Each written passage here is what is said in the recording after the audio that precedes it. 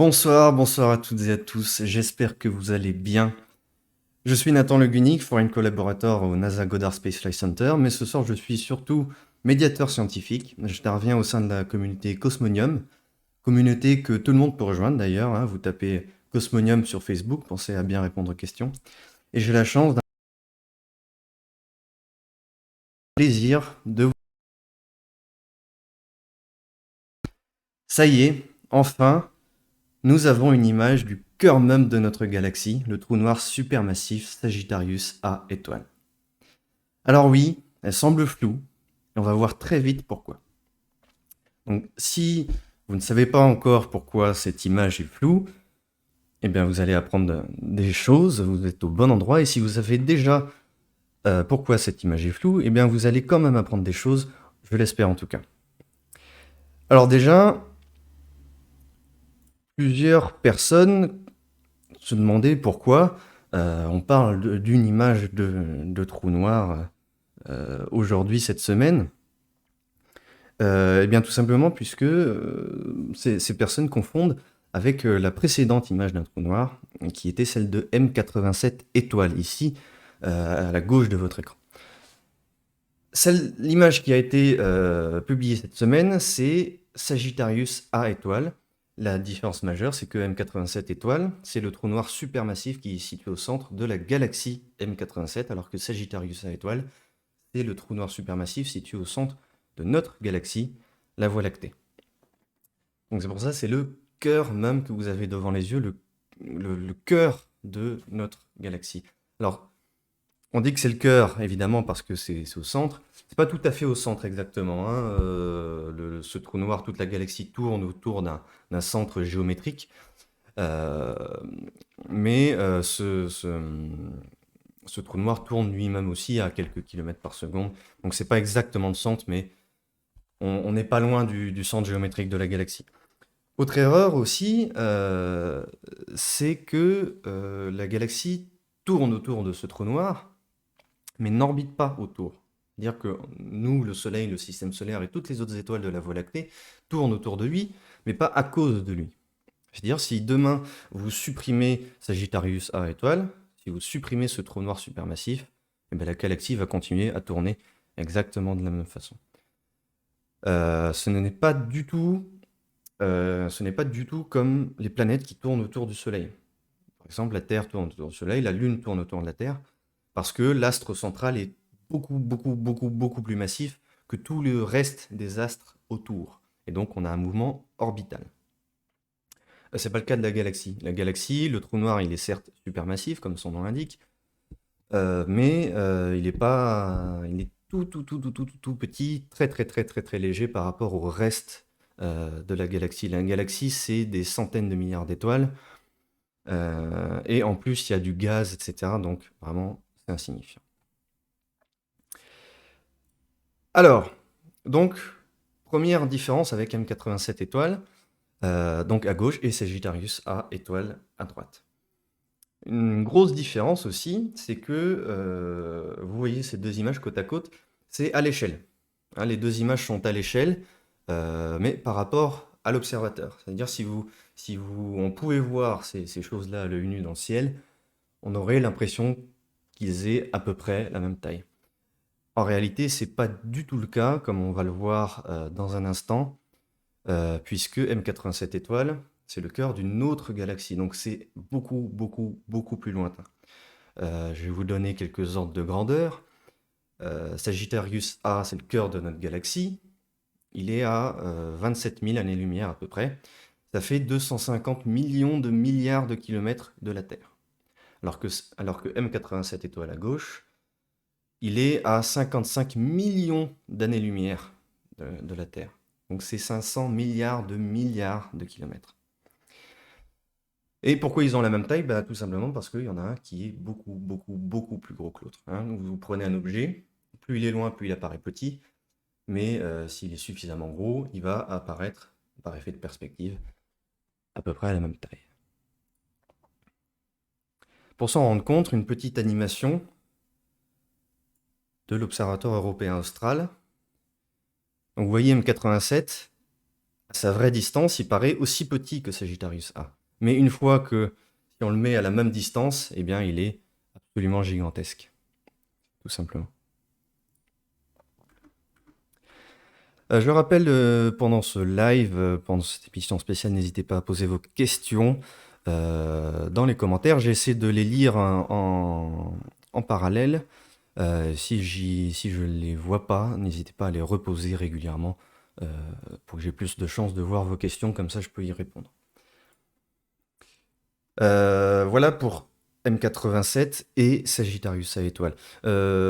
Sachant que dans les trous noirs, la masse est très liée à la taille aussi également, même directement liée à la taille. Sagittarius A étoile, donc ce trou noir supermassif au centre de la Voie lactée, il fait 4 millions de masses solaires, donc c'est-à-dire 4 millions de fois la masse du Soleil, hein, littéralement, qui représente 8 millions de milliards de milliards de milliards de tonnes. Donc, comme son nom l'indique, c'est un trou noir supermassif, mais il est M4, puisque M87, lui, fait 6 milliards de masses solaires, il est 1000 fois plus massif, et là, ça commence à faire beaucoup de zéros.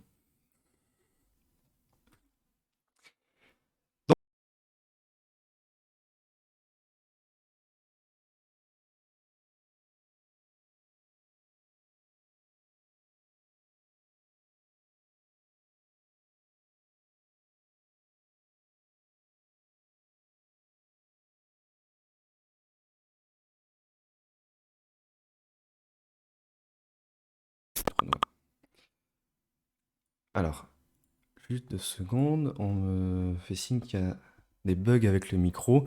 Je vais essayer de régler ce problème technique. Hop.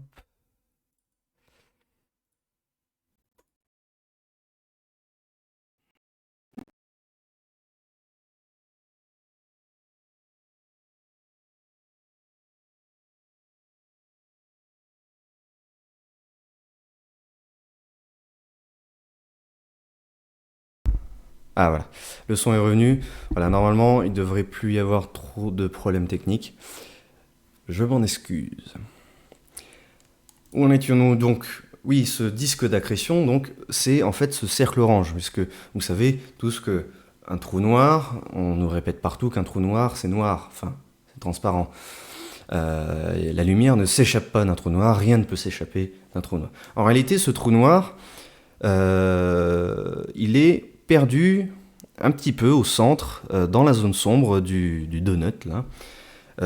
Si vous prenez le cercle intérieur du donut, le trou noir est à peu près, à quelques vaches près, 3 fois plus petit.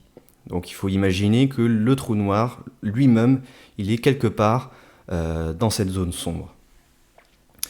3 fois plus petit, ça dépend parce que s'il tourne ou pas, sa taille peut varier, etc.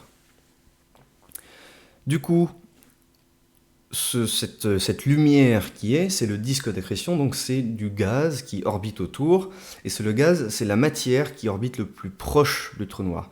Et il est extrêmement chaud puisqu'il y a une conversion d'énergie assez monumentale quand la matière chute dans le trou noir, et ce qui fait que ce gaz est extrêmement chaud et donc extrêmement lumineux. Alors, là, on ne voit pas forcément qu'il est chaud puisque tout ce qu'on va voir sur ces images, c'est tout ce qu'on va parler aujourd'hui, on est dans le domaine des ondes radio.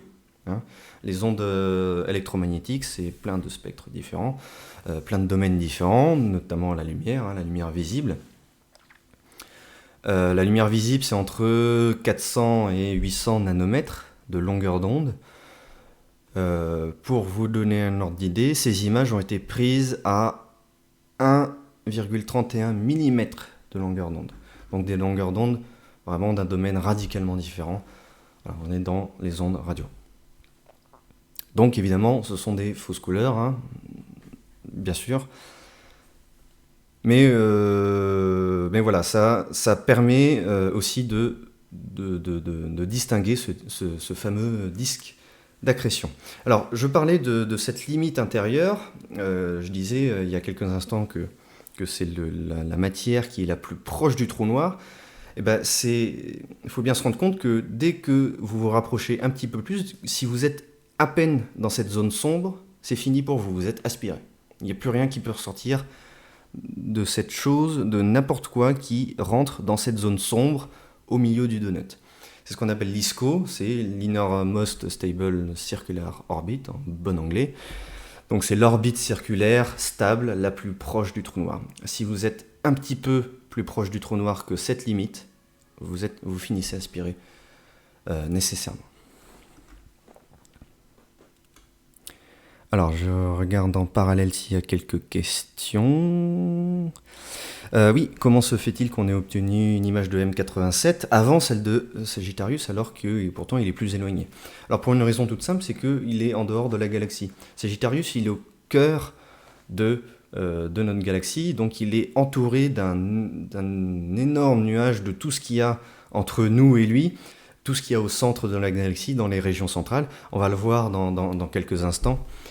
Et M87 a en fait un petit peu plus le champ dégagé pour l'observation. Mais il faut savoir que les deux images en fait sont basées sur des données récoltées à peu près au même moment au printemps 2017.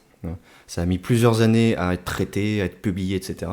Mais les données radio, la mesure faite par les télescopes a eu lieu en 2017.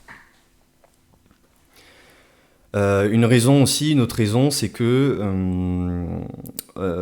c'est une des grosses différences aussi entre les deux trous noirs, c'est que Sagittarius A étoile, on l'a vu, il est beaucoup plus petit, il est beaucoup moins massif, mais il bouge aussi beaucoup plus vite. Enfin, pas lui particulièrement, mais ce qu'il y a autour de lui, tout son environnement, ce disque d'accrétion, bouge très très rapidement. M87, vous prenez cette photo, vous revenez dans 2 jours, vous reprenez une photo, c'est les mêmes photos.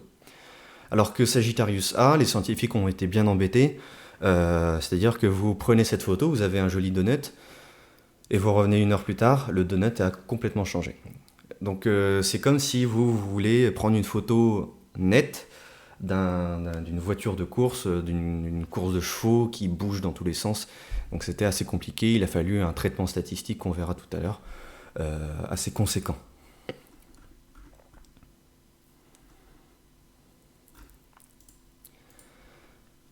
Voilà, donc pour ce disque d'accrétion, je disais à l'instant que ce sont des images radio, donc en fausse couleur, mais aussi c'est un assemblage d'images. Hein, on n'a pas pris un appareil photo avec un très gros zoom pour prendre ça.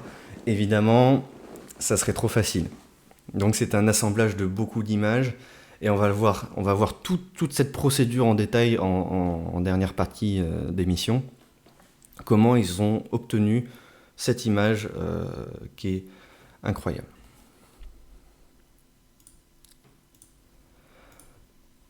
Alors, je parlais, pour continuer sur cette région galactique, depuis le début on dit Sagittarius A étoile, il faut bien mettre l'étoile. Puisque en fait Sagittarius A tout court, en fait c'est la zone générale qui émet beaucoup d'ondes radio. Donc c'est une petite région du cœur de la galaxie, très émettrice d'ondes radio. Et on s'est dit, il doit y avoir quelque chose au cœur de cette région qui doit être le moteur. Et cette source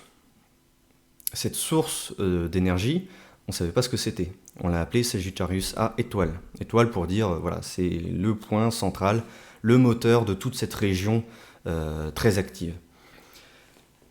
Et on va le voir tout de suite. Partons de la Voie lactée et on va zoomer petit à petit jusqu'au centre, jusqu'à cette région de Sagittarius A.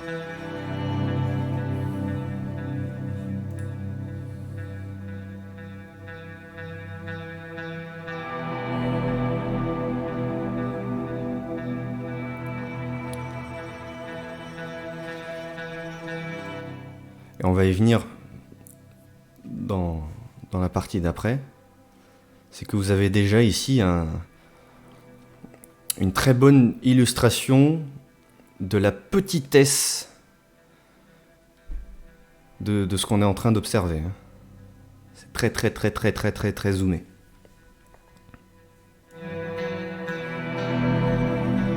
Voilà, et on arrive donc au cœur de cette région de Sagittarius A. Et alors ce qu'on voit là,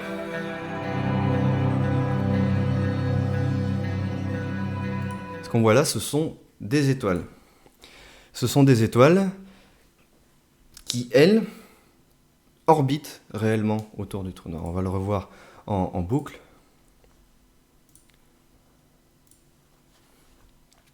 Voilà, donc tous ces petits points blancs, ce sont des étoiles comme le Soleil. Elles sont tellement proches que là, leur trajectoire est directement insufflée par cette chose qui a au centre, qui à ce stade, on ne sait toujours pas ce que c'est. Alors évidemment, quand ces images ont été obtenues par les scientifiques, ils se sont dit, ça a l'air d'être un trou noir quand même. En calculant, en déterminant correctement les trajectoires, ces effets de fronde et ces orbites de manière très précise, ça ne peut que correspondre à un trou noir. C'est comme ça qu'on a su qu'il y avait un trou noir qui se terrait quelque part au centre de la galaxie. Mais voilà, jusqu'à présent, rien n'était sûr.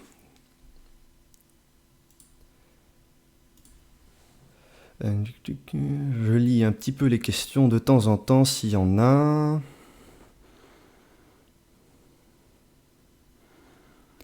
Hop.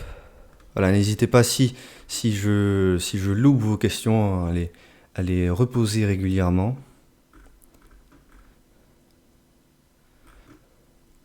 De quoi est composée cette masse de trous noirs ? Eh bien de tout ce qu'il a absorbé. Un trou noir, c'est comme sur Terre, hein, vous laissez tomber une pomme, la pomme tombe, va tomber sur la Terre. Là c'est pareil, les objets qui s'approchent un peu trop du trou noir tombent sur le trou noir, hein, c'est pas un trou, littéralement, c'est un astre fait de massif, hein, comme une planète, comme une étoile. Vous prenez n'importe quel objet, vous le comprimez suffisamment, vous en faites un trou noir. Donc c'est de la masse qui s'est accumulée. Sous quelle forme, on ne sait pas. Vers où, on sait encore moins. Mais en tout cas, voilà, c'est de la matière qu'il a accumulée au fil des temps. Grâce à l'accrétion, justement, et toute cette matière qui tourne autour, qui est en fait en file d'attente avant de se faire engloutir, quoi, tout simplement. Voilà pour cette petite animation. On a bien vu la précision que ça nécessitait. La différence aussi, je vais revenir un petit peu sur cette différence de deux images. Ça fait à peu près deux jolis donuts, mais une grosse différence aussi, et c'est ça aussi qui est important quand on arrive à voir pour la première fois des images de ces choses, c'est qu'on voit qu'est-ce qu'il en est là-bas, quoi. Et notamment l'inclinaison de ce trou noir, et notamment l'axe de rotation, etc. M87, il est à peu près vu de 3/4 de profil, alors que Sagittarius A étoile à droite, il est presque vu de dessus, entre guillemets. Et donc en fait, sur l'image, il est à peu près à 10 degrés de la verticale. À peu près. Donc en fait, il tourne comme ça, alors que M87 tourne plus dans ce sens-là. Ça c'est très important puisque, pareil, on se demandait, la galaxie tourne dans ce sens, comme c'est au centre, il doit tourner dans le même sens. Et non, c'est totalement décorrélé. Comme Uranus par exemple, si je ne me trompe pas, qui tourne complètement à l'horizontale autour du Soleil. Voilà, c'est complètement décorrélé. Et donc, on a déjà un premier élément pour comprendre pourquoi cette image est historique, parce que voilà, c'est la deuxième image d'un trou noir. La première était tout aussi historique, mais c'est la première image de Sagittarius A étoile, le cœur de notre galaxie. Et c'est très important puisque, comme on a vu, les meilleurs télescopes, là où vous vous rappelez cette animation des étoiles qui tournent autour de ce trou noir, c'est déjà une technologie très très fine qui est utilisée pour obtenir ça. Vous vous rendez compte le zoom que ça représente, la précision que ça représente. Et même là, on n'arrive pas à voir ce qu'il y a au centre. Maintenant, c'est chose faite. Donc ça confirme déjà que c'était pas autre chose, c'était bien un trou noir. Puisque là, on voit bien le trou noir. Ok, on sait que c'est un trou noir. On pointe vers M87, qui est une autre galaxie. On pointe vers son centre, on détecte un trou noir aussi. Les scientifiques pensent que chaque grosse galaxie a un trou noir de ce style en son centre. Mais rien de sûr. Mais pour l'instant, ça confirme. On a pointé vers 2 centres de galaxies. Aux 2 endroits, on a trouvé un trou noir. Donc pour l'instant, ça colle. Et c'est déjà quelque chose de très intéressant à apprendre. Cette image, elle est extrêmement précise et je vois des questions sur le James Webb Space Telescope. Et justement, on y vient. Cette image, elle est extrêmement précise. On va se rendre compte un petit peu à quel point. Déjà, vous avez vu cette animation qui plonge vers le cœur de la galaxie. On va en voir une autre.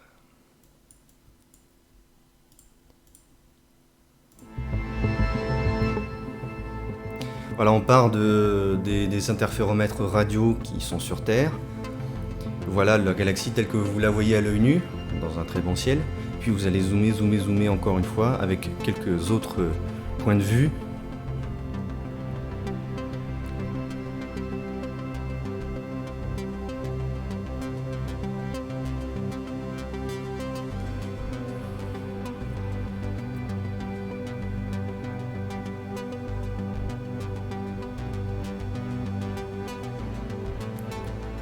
Donc voilà notre disque d'accrétion. Donc ce zoom il est très parlant je trouve, mais pour vous donner encore plus d'impression, dites-vous que c'est la taille d'un donut. Alors, c'est bien parce que ça ressemble à un donut. Mais ce donut vu depuis la surface de la Lune. C'est-à-dire vous allez sur la Lune, je vous demande d'aller sur la Lune, vous y allez puisque je vous le demande gentiment. Vous allez sur cette surface, vous atterrissez, vous m'envoyez un signal, ok c'est bon, moi je pointe mon télescope et vous me tendez ce petit cahier. Et moi de la Terre, je suis censé distinguer ce que vous tenez dans la main. C'est à peu près la taille, ça fait 10 cm de large. On va le voir de manière plus imagée.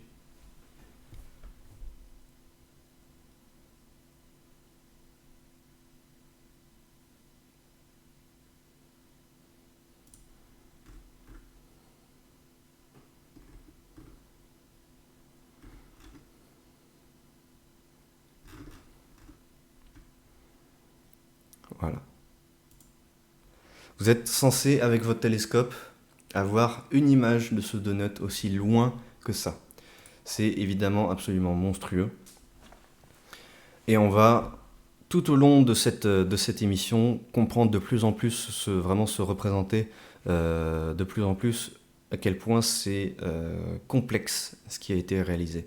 Une autre petite comparaison aussi, je reprends mon petit cahier, je le tiens à 30 cm de moi, c'est comme si j'arrivais à distinguer un atome de ce cahier. À peu près. Donc évidemment, il faut se creuser un peu la tête pour arriver à avoir une image aussi détaillée. Floue, mais c'est l'image la plus résolue jamais obtenue par l'être humain. C'est l'image la plus nette en fait. Tout simplement, elle est tout le contraire d'être floue.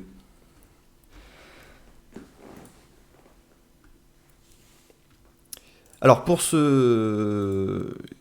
Pardon, je réponds à une question.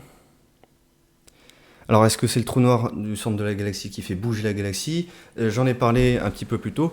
D'ailleurs je précise que si vous avez raté quelque chose, ou si vous n'étiez pas là, si vos proches n'étaient pas là pour assister à l'émission, le replay sera disponible un peu partout. Donc pas de panique. Vu la grande taille de ce trou noir, est-il possible de rentrer dedans sans être automatiquement spaghettifié? Ça, c'est une très bonne question, puisque non. On a cette vision du trou noir, ce dévoreur de monde. Quand on s'approche, on est étiré parce que c'est l'espace-temps, la réalité elle-même qui s'étire, qui se spaghettifie. C'est le cas avec les petits trous noirs, les trous noirs stellaires qui font quelques dizaines de fois la masse du Soleil.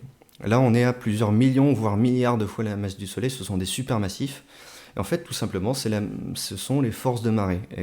Les forces de marée, comme avec la Lune et les océans. C'est-à-dire, c'est la différence. Plus vous êtes proche d'un astre, plus vous êtes attiré. Et en fait, c'est la différence entre, par exemple, la force que ressent vos pieds et la force que ressent votre tête. Aux abords d'un trou noir stellaire, d'un petit trou noir, cette différence, elle est énorme. Et donc, vos pieds sont très très attirés, et votre tête beaucoup moins attirée que vos pieds. Et donc, vous êtes complètement étiré. Ce n'est pas du tout le cas aux abords d'un trou noir supermassif. Et donc, en fait, si vous plongez dans un trou noir supermassif, vous ne ressentirez quasiment rien. Alors là, je parle des abords d'un trou noir, je parle de l'horizon du trou noir. Ce qui se passe au centre, personne n'en sait rien. Donc, cette image absolument incroyable de précision, on rappelle, pour ceux qui nous rejoignent, ça correspond à distinguer, comme si moi j'arrivais à distinguer un seul atome de ce cahier que je tiens devant moi. Et bien grâce à ça, pour obtenir ça, il faut redoubler d'innovation, d'inventivité, et c'est ce qu'ont fait les scientifiques depuis 2009. Donc vous voyez, ça prend du temps, plus de 10 ans. Et c'est les scientifiques de la collaboration EHT, Event Horizon Telescope. Pourquoi on a besoin de tout ça?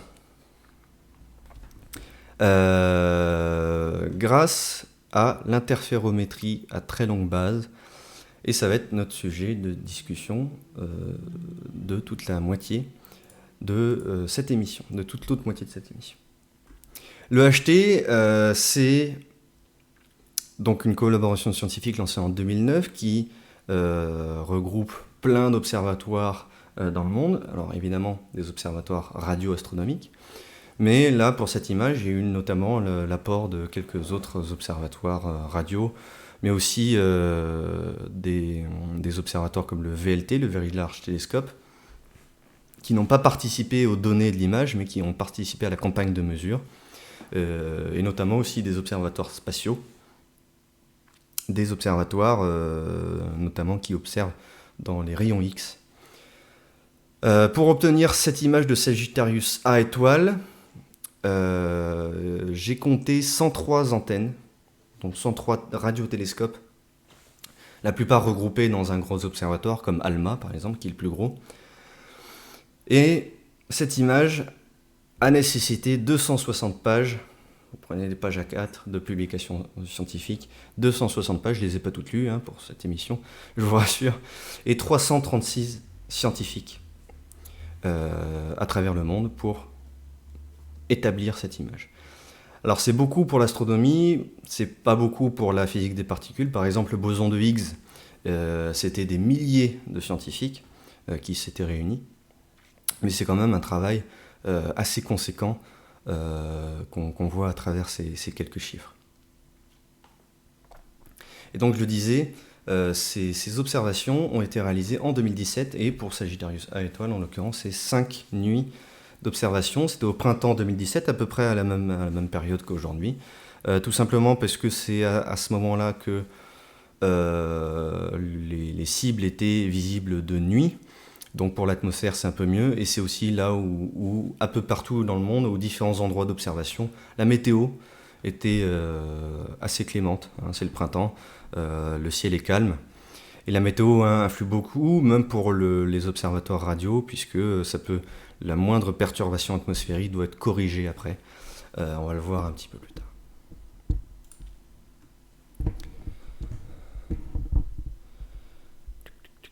Alors, je regarde un petit peu les questions. Alors, il y a quelques questions sur le James Webb. On y va encore un petit peu.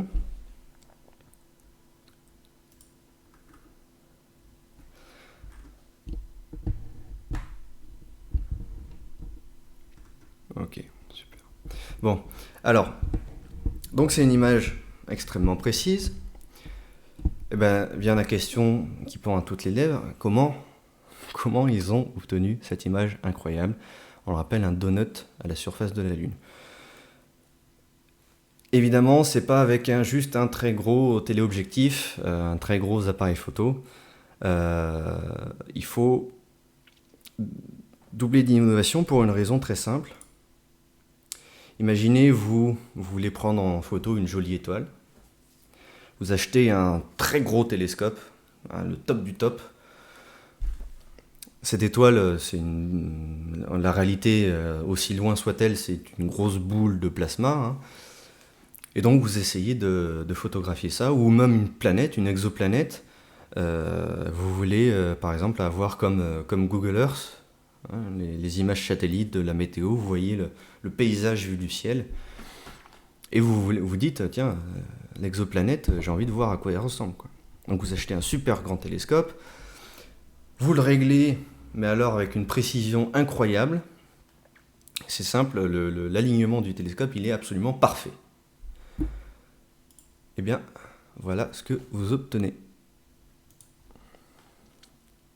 Votre étoile qui est toute jolie, qui attend de se faire photographier à gauche, eh bien, elle apparaît comme un très gros point flou.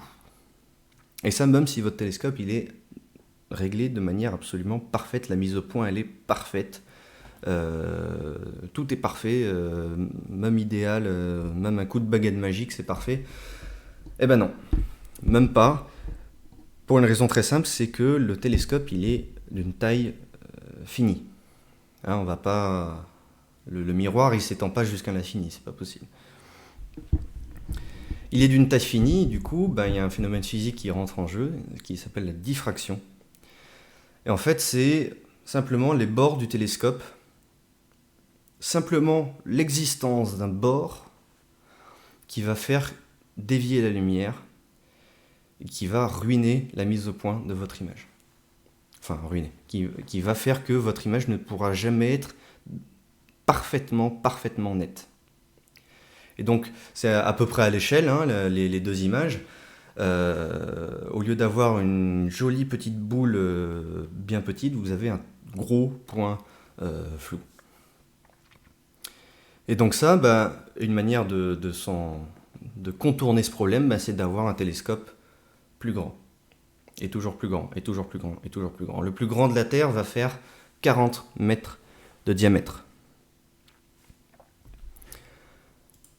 Et même à 40 mètres de diamètre, ce qui est absolument énorme, ça a nécessité des années à réunir des centaines de chercheurs pour trouver comment avoir un télescope qui fonctionne et qui soit assez utilisable à cette taille-là. Et même à 40 mètres de diamètre, hein, on n'aura pas des images comme ça d'une étoile lointaine. Il faudra vraiment un télescope absolument gigantesque pour arriver à avoir une image de l'étoile comme ça. Là, en l'occurrence, c'est le Soleil que j'ai mis à gauche. Mais voilà. Le plus grand télescope spatial, qui allait, lui, dans l'espace, c'est le JWST. Lui ne fait que 8 mètres de diamètre, entre guillemets, parce que c'est gigantesque, il va pouvoir faire des découvertes incroyables, le JWST, mais il ne fait que 8 mètres de diamètre. Donc pour contourner ça, pour aller chercher des images encore plus nettes que ça, on ne peut pas faire des télescopes infiniment grands, c'est pas possible, donc il faut trouver une autre technique. Et cette technique, les scientifiques l'ont trouvée, ça s'appelle l'interférométrie. L'interférométrie, on va expliquer ce que c'est, mais en gros, ça permet d'associer plusieurs télescopes pour en former virtuellement un énorme. Par exemple, deux petits télescopes séparés de 100 mètres vont grosso modo faire tout comme s'il y avait un seul énorme télescope de 100 mètres de diamètre. Je rappelle, le plus gros va faire 40 mètres, il est encore en construction.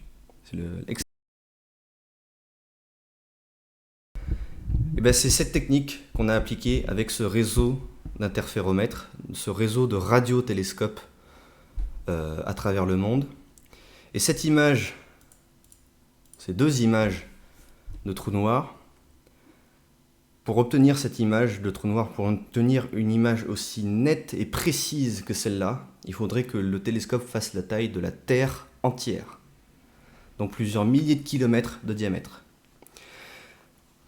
Donc voilà, c'est des chiffres qui sont radicalement différents, d'un tout autre ordre de grandeur. Et donc le mastodonte de 40 mètres ou le télescope génialissime qui est le James Webb, le JWST, qui ne fait que 8 mètres de diamètre, il fait un peu pâle figure à côté. Donc ça, j'espère que ça permet de bien vous rendre compte de la démesure, de la complexité, ça repousse notre savoir, notre capacité d'astronomie dans ses retranchements. Ça grâce à l'interférométrie. Alors, l'interférométrie, qu'est-ce que c'est? On va faire simple, vous inquiétez pas, il n'y aura pas la moindre formule mathématique. L'interférométrie, vous prenez deux ondes, par exemple des vagues à la surface de l'eau, ou du son, ou en l'occurrence, là ce qui nous intéresse, c'est des ondes électromagnétiques, des ondes radio, ou de la lumière visible, ou de la lumière infrarouge. Vous prenez ces deux ondes, ici je les ai fait vertes et bleues pour qu'on les reconnaisse, et en fait vous allez les mélanger. Comme là, là je suis tout seul à parler, mais mon son rebondit sur les murs, toutes les ondes se mélangent. Si quelqu'un vient et commence à me parler et qu'on parle en même temps, ça va être encore pire. Donc toutes les ondes se mélangent, donc c'est ce qui se passe de manière totalement naturelle. Si ces ondes, vous voyez, elles sont assez identiques. Les vagues sont à la même période, elles font la même taille, etc. Quand c'est comme ça, quand elles vont se mélanger, il va y avoir un phénomène assez particulier. Vous savez, une onde, comme les vagues à la surface de l'eau, c'est des bosses et des creux. Ça fait une bosse, ça fait un creux, ça fait une bosse, ça ondule. Et bien si vous prenez ces deux ondes, si par hasard ou de manière voulue,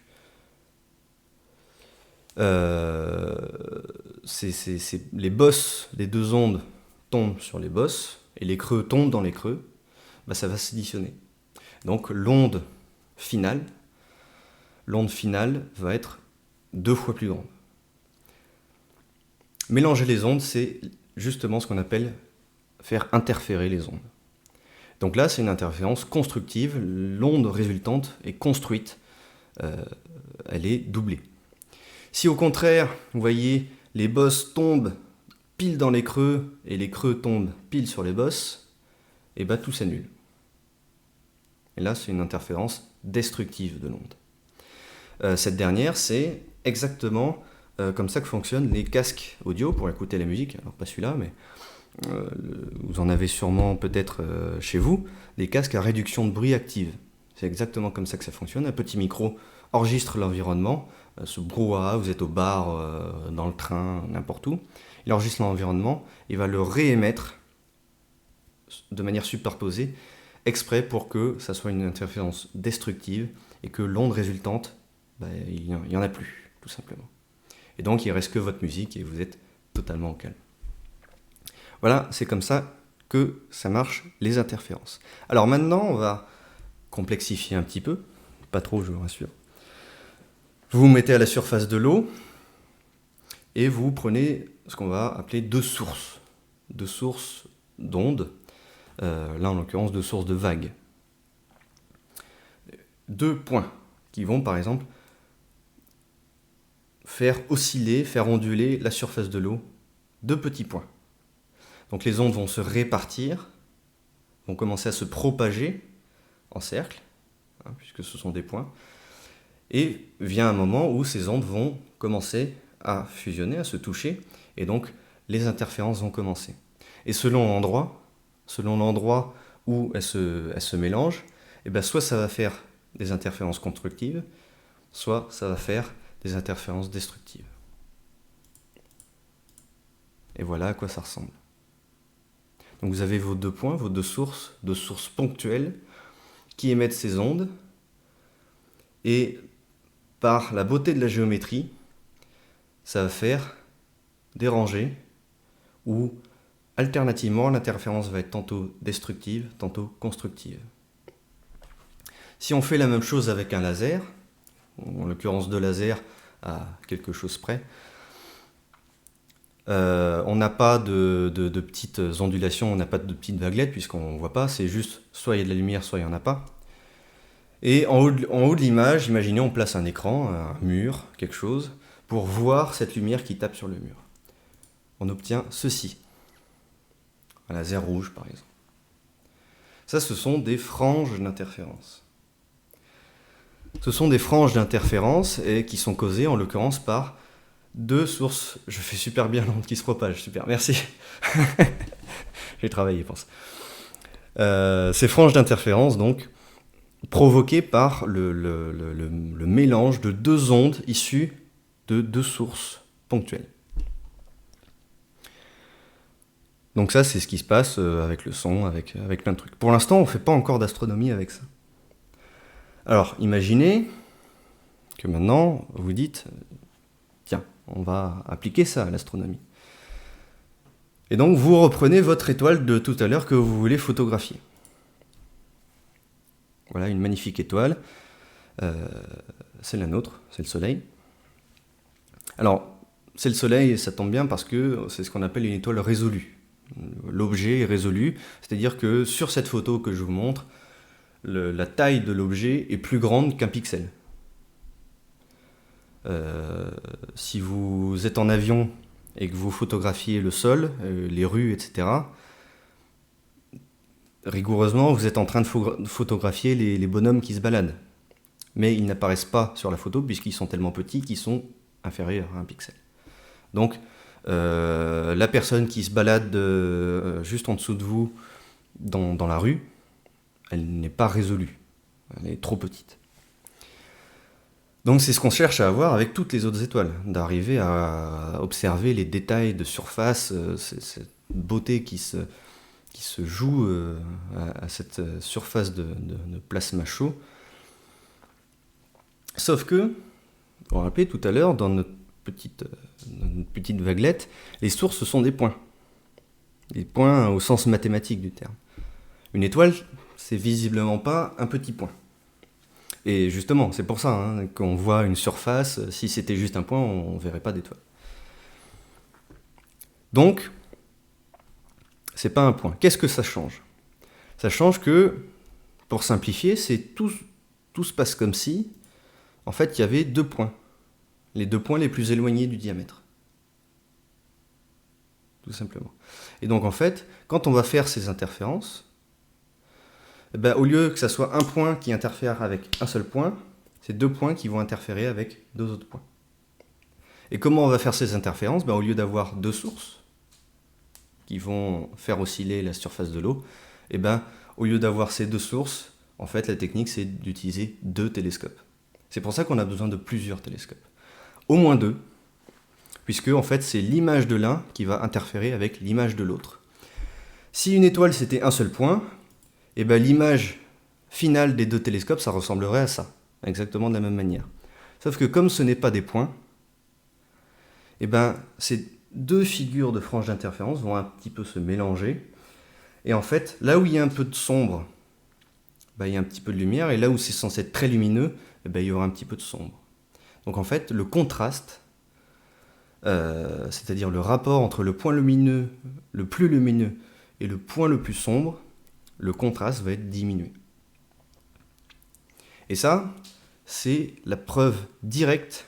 Si vous faites ça avec deux télescopes, vous pointez vers une étoile, vous faites les interférences, vous obtenez l'image de droite, c'est la preuve directe que vous êtes en train d'observer un objet avec une certaine taille. Sinon, vous aurez eu l'image de gauche. Et ça, c'est très très pratique. Pour une raison toute simple, c'est que la variation de cette luminosité va être directement proportionnelle à l'écartement des deux points lumineux issus.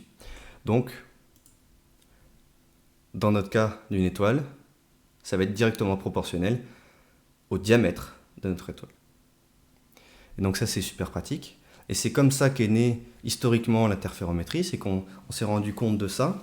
Et en faisant interférer les images d'un seul objet, d'une seule étoile, à travers deux télescopes, en faisant éloigner les télescopes, on voit que on sait que les franges vont par exemple rapetisser, vont devenir de plus en plus petites, et donc ça va nous donner des informations sur le diamètre de l'étoile qu'on est en train d'observer. C'est comme ça qu'on a pu déterminer le diamètre de pas mal d'étoiles, hein, il y a quelques décennies déjà.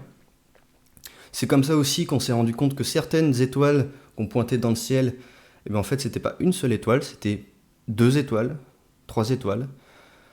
Donc c'est-à-dire que cet objet circulaire lumineux qu'on pensait être une seule étoile, en fait, c'était 2 étoiles très proches l'une de l'autre et qui, avec la distance, qui sont impossibles à distinguer. Donc voilà l'interférométrie. Pour faire ça, vous vous rappelez au début que nos ondes, il faut qu'elles soient identiques. Il faut que les creux tombent pile dans les creux, les bosses tombent pile sur les bosses, etc. C'est pour ça que si vous prenez 2 lampes torches, les ondes ne vont pas interférer. Il faut que ça soit vraiment très précis. Donc il faut que ça soit exactement les 2 mêmes sources. C'est ce qu'on appelle la cohérence, la cohérence des ondes.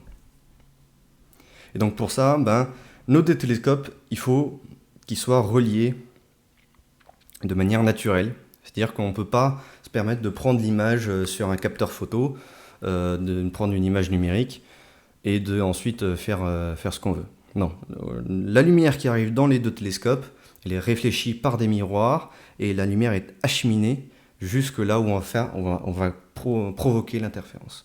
Et là, ensuite, une fois que l'interférence est provoquée, là, on peut enregistrer, on peut mettre sur format numérique, on peut enregistrer l'onde, on peut utiliser un instrument, n'importe quoi.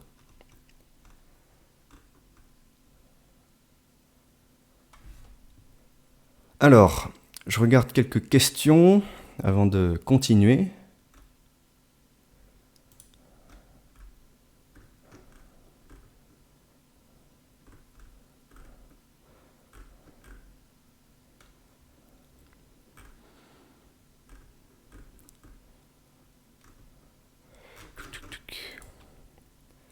Ok.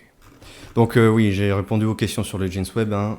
On rappelle, c'est pas du tout le même ordre de grandeur, de précision. Je rappelle, le James Webb fait 8 mètres de diamètre. C'est le plus gros télescope spatial jamais conçu. Le HT qui a pris la photo du trou noir fait la taille de la Terre entière. Donc, pour faire interférer, il faut que ça soit vraiment avec une précision fantastique. J'ai envie de dire au millimètre près, mais même pas. Hein. Quand c'est de la lumière, ça se joue au nanomètre près. Et c'est pour ça que le réseau de miroirs, par exemple, au Chili, sous le VLT, pour le VLTI, pour faire de l'interférométrie en lumière visible ou en infrarouge, les miroirs sont extrêmement précis, sont réglés avec un réglage très fin pour que ça soit nickel. En fait, toute l'information qu'on perd à cause de la diffraction, donc l'information visuelle, etc., toute cette information va être acheminée par la forme de l'onde, comment ces ondes se mélangent, etc. Et donc il faut que ça soit vraiment, vraiment très précis. En lumière optique, du coup, on peut, comme les premiers tests d'interférométrie l'ont montré dans l'histoire, on a dit qu'on pouvait calculer le diamètre de notre étoile.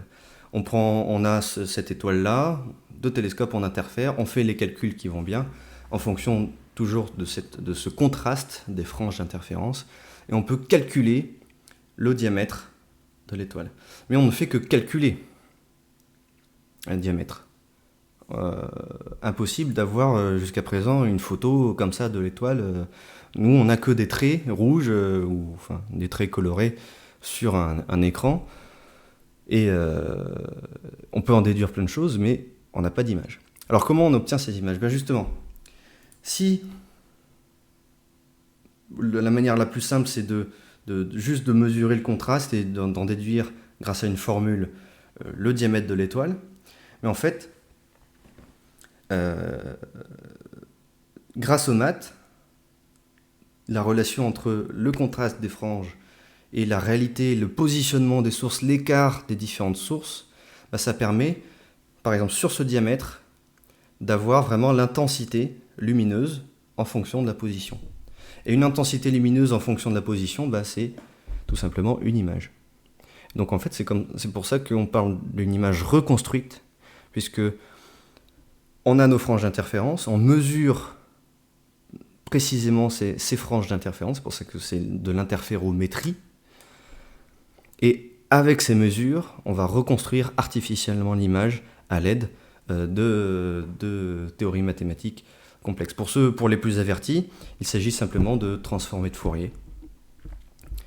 Sauf que là, c'est pas fréquentiel, mais spatial. C'est des fréquences spatiales. C'est-à-dire qu'au lieu d'avoir un pic temporel régulier, vous avez un pic de lumière régulier, etc. Sinon, pour les autres, c'est exactement le même principe qui permet de reconstruire un son à l'aide de fréquences harmoniques fondamentales. Les synthétiseurs, par exemple. Sauf que là, c'est pas dans le temps, mais c'est dans l'espace sur une image. Et donc, grâce à ça, on peut reconstruire une image artificiellement. Et alors ça ne suffit pas puisqu'on n'a que 2 télescopes. On n'a que 2 télescopes, donc on n'a qu'une seule direction en fait. Et bien simplement, en faisant pivoter les télescopes ou en prenant 4 télescopes, avec 4 télescopes on a 2 directions, et en multipliant ça, dans l'idéal on aurait un cercle de télescopes pour avoir toutes les directions données, et comme ça on pourrait balayer l'image et avoir la reconstruction de l'image dans toutes les directions. Ça c'est ce qu'on appelle la synthèse d'ouverture, c'est comme ça que fonctionnent les radars. Et grâce à ça, en lumière infrarouge par exemple, on a pu obtenir cette image de Bételgeuse. Et donc là, c'est la surface de Bételgeuse. On n'a plus un gros point flou, on a un cercle, un disque un peu flou certes, mais Bételgeuse est résolu. La surface, le disque solaire de Bételgeuse est plus grand qu'un pixel. Et donc notamment ces 2 gros points blancs témoignent de la dynamique de cette étoile. Donc ces 2 gros points blancs, en fait, c'est de la matière qui est en train de ressortir et qui est plus chaude et donc plus lumineuse, tout simplement. Donc c'est vraiment, évidemment, ça vaut pas les images qu'on a du Soleil, parce que ça reste quand même très loin. Mais voilà, avec un télescope normal, cette image est impossible, presque impossible. Voilà à quoi sert l'interférométrie. Donc, à combiner le potentiel de plusieurs télescopes pour en faire un seul et ainsi accroître la résolution de l'image et contourner le problème de la diffraction.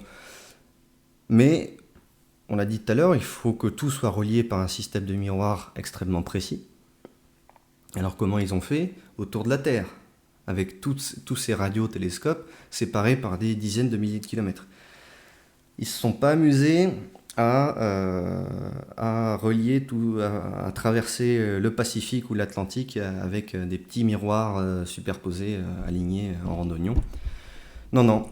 Là aussi, déjà que c'est une technique très avancée, l'interférométrie, il a fallu encore repousser les limites et trouver une autre solution. Plus les télescopes sont éloignés, en fait, plus les franges vont pouvoir être fines, etc., plus les mesures vont être, plus on va avoir de fréquences spatiales, en fait. Et en fait, plus les télescopes sont éloignés, plus l'image va être nette et résolue. Donc l'idéal, on se dit, on met un télescope d'un côté et un autre télescope super loin de l'autre côté, comme ça, en combinant les deux, on a un télescope absolument gigantesque. Par exemple, le réseau de télescopes qui a pu avoir cette image, ça s'étend sur des centaines de mètres, tout au plus. Donc on a une résolution incroyable.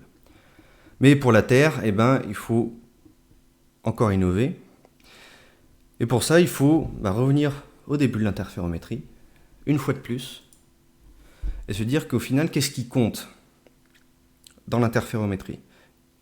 Il faut que les 2 ondes qu'on est en train de faire interférer soit se superposent de manière presque parfaite. C'est pour ça que quand on fait les manips avec des choses complètement naturelles, ça marche. Et c'est pour ça que si on se contente d'enregistrer la lumière puis de la réémettre, il n'y a plus rien qui marche. C'est pas possible. Il faut que ça soit vraiment la nature de l'onde qui soit conservée. Ça, en enregistrant avec des instruments, c'est possible en onde radio. Ce qu'on appelle la phase de l'onde. Avec la lumière, c'est pas possible. Vous prenez une antenne, et la variation de la bosse et du creux de l'onde, voilà, du maximum et du minimum de l'onde, une antenne, elle est capable de voir en temps réel cette variation. La lumière, c'est une longueur d'onde beaucoup plus petite, et ça oscille beaucoup plus rapidement.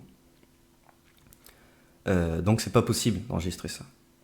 Tout ce qu'on voit à nos yeux, des caméras pour prendre des photos, etc., avec la lumière visible, c'est une méthode de mesure indirecte. C'est la lumière qui va provoquer un phénomène physique, en l'occurrence avec les CCD, c'est des phénomènes avec des semi-conducteurs, qui va libérer des électrons, qui va générer un courant électrique, qui va permettre de détecter l'intensité lumineuse. Mais on ne détecte que l'intensité lumineuse. On ne détecte pas la variation du champ électromagnétique de la lumière. C'est impossible, c'est beaucoup trop rapide. Avec la radio, c'est possible. Donc, en théorie, on devrait pouvoir être capable, avec une bonne antenne, en temps réel, d'avoir précisément cette phase de l'onde, donc c'est-à-dire une variation précise à chaque instant, et de l'enregistrer en format numérique, par exemple. Et une fois que c'est enregistré, il n'y a pas besoin d'être relié ou quoi que ce soit. C'est enregistré, c'est machin. Et si de l'autre côté, avec l'autre télescope, on fait la même chose, on aurait exactement la position, la valeur de l'onde en temps réel, et on serait capable d'artificiellement faire l'interférence. C'est exactement ce qui s'est produit. C'est ça l'interférométrie longue base. C'est qu'on ne relie plus de manière directe les différents télescopes entre eux. On enregistre la phase de l'onde, et ensuite, derrière, artificiellement, on vient faire interférer ces ondes. Et ça, c'est possible grâce aux technologies numériques. Mais pour avoir un trou noir aussi petit que ça, il faut que l'enregistrement il soit super précis, quoi. Il ne faut pas que ça enregistre la valeur une seconde trop tard. Sinon, tout est foutu. Et donc, c'est pour ça qu'on utilise, l'EHT a utilisé notamment des horloges atomiques, pour que ça soit vraiment extrêmement précis, et que ça nécessité des années d'études avant de passer aux mesures. Donc il y a des données gigantesques qui sont stockées sur des disques durs. On ne transfère rien par internet parce que c'est beaucoup trop lourd. On prend les disques durs, on va dans un avion, et là ça fait le transfert. Donc ça c'est l'interférométrie longue base. Donc au lieu d'avoir un lien direct pour faire l'interférométrie, on a un lien indirect.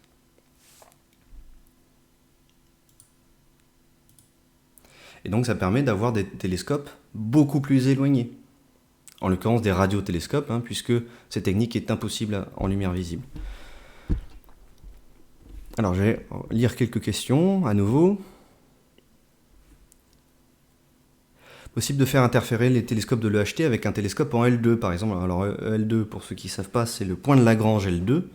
Donc c'est un point, une zone de l'espace située à 1 500 000 km de la Terre, si je ne me trompe pas. Donc oui, en théorie, oui, si on envoie un gros satellite capable de mesurer les ondes radio, avec une horloge atomique à bord, ça nécessitera un peu de réglage parce que les horloges atomiques, à cause de la relativité générale, on sait que ça se dérègle, sur les GPS notamment. Mais ça serait tout à fait possible d'avoir, du coup, de dépasser la taille de la Terre en termes de taille de télescope.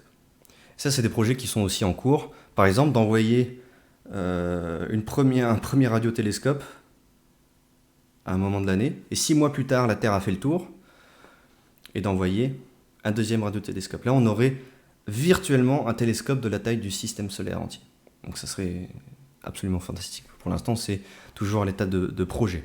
Mais tant que c'est des ondes radio et que tout est fait pour que l'onde soit correctement et précisément enregistrée en fonction du temps, Pourquoi pas?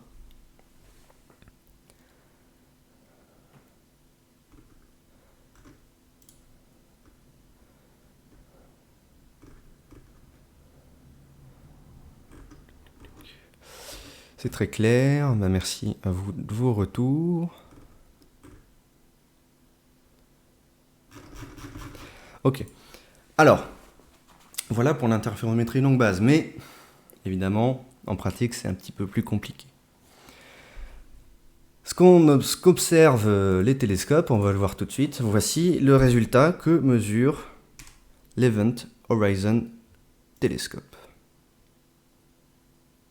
Voilà, alors après le 6 avril 2017, voilà, c'est la nuit où ont été fait les mesures pour avoir l'image du trou noir. Voilà ce qu'on observe.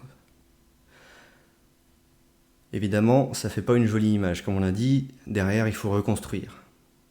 Alors là, c'est ce qu'on voit ici, ça va être la visibilité. Justement, là, c'est la mesure directe de justement ce contraste des franges d'interférence, donc du rapport entre le point lumineux, le plus lumineux de la frange et le point le plus sombre de la frange, qui est mesuré en fonction de l'éloignement des télescopes. Ça, ce sont les données vraiment primaires qui servent ensuite à reconstruire une image. Sur ces données, on applique un petit algorithme avec la transformée de Fourier pour reconstruire cette image en fonction de la position, etc. Et on obtient une première image. Donc ça, voilà, c'est le premier résultat. Sauf que ça suffit pas. Ça suffit pas parce qu'il faut être sûr que ce qu'on est en train de reproduire comme image correspond bien à la réalité. Et donc pour ça, on va faire plein d'algorithmes. On va y intégrer des petites subtilités pour mieux reconstruire. Ces graphiques bruts, les scientifiques, quand ils les ont vus, ils savaient déjà que ça ressemble à quelque chose qui a la forme d'un anneau. Donc déjà, ils étaient un petit peu rassurés. Ouf, ça va, on n'a pas eu la forme d'un je sais pas quoi. Ça correspond bien à un anneau. C'est un peu ce qu'on attend de voir. C'est un trou noir avec du truc qui tourne autour. Derrière, eh bien... Derrière, il faut multiplier les algorithmes, les différentes techniques de reconstruction, tester plein de choses pour voir laquelle peut être la mieux, etc. On est en train de reconstruire artificiellement une image à partir de spectres, donc c'est-à-dire de données fréquentielles sur un objet réel. Alors pour cela, le HT a dit, eh bien, comme dans plein d'autres domaines, on va faire plusieurs groupes. Toi, tu vas tester telle technique, toi, tu vas tester telle technique, toi, tu vas tester telle technique, etc. Au total, il y en a 5. Et voici parmi les premières vraies images obtenues par l'Event Horizon Telescope. Chaque ligne représente un groupe. C'est de la recherche en aveugle, c'est-à-dire que chaque groupe était totalement indépendant pour être sûr que voilà, ils ne s'échangent pas des trucs, etc. Et puis chaque groupe a proposé 3 images ils en ont généré des centaines, des milliers d'images. Et puis les 3 types d'images que chaque groupe obtenait de manière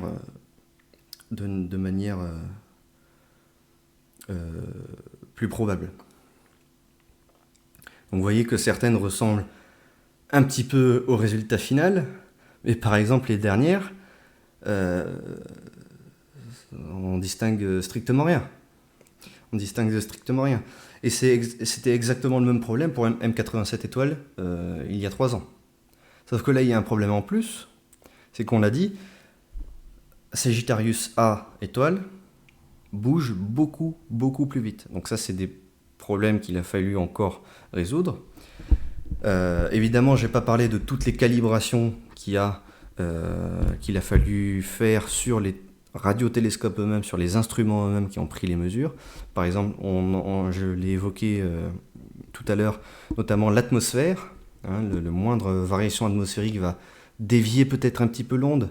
et du coup fausser le mélange, la frange d'interférométrie après. Donc il faut corriger tout ça, vraiment nettoyer totalement les données.